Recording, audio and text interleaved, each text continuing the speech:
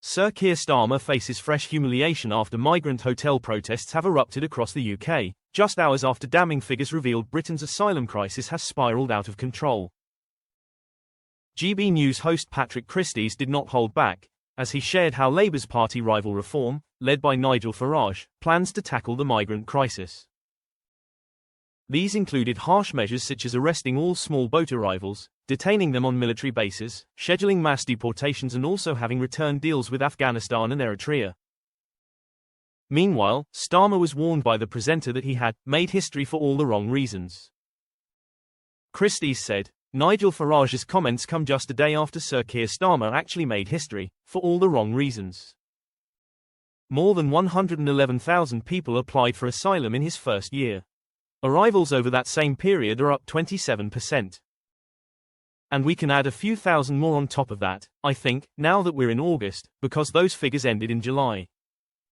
Turning to the small boats crisis, Christys fumed, Channel migrants account for 88% of those illegal entrants. So, if we solved the Channel migrant crisis, we'd knock it down by 88%, realistically.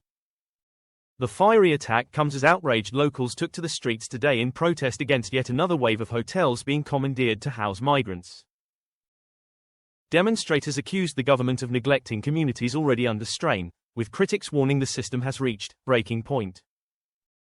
The combined impact of high asylum seeker numbers and increasing public anger is certain to add more pressure on Starmer, who is already facing accusations of being weak on immigration. On Saturday, a new wave of anti-migrant protests and counter-protests began across the UK. Other protests against the use of hotels to house asylum seekers are anticipated in 8 different locations, including Liverpool, Bristol, and Newcastle. Counter-protests are also expected in almost all areas of anti-immigration demonstrations.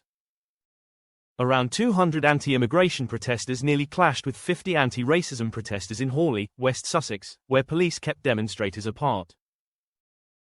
Campaigners chanting, "No hate, no fear, refugees are welcome here," were met with shouts of, "No they're F************ not," from the anti-migrant crowd.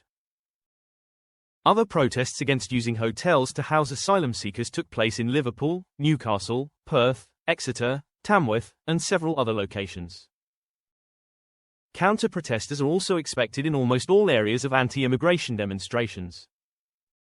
There has been a rise in protests against the use of these hotels since gatherings at the Bell Hotel in Epping earlier this summer.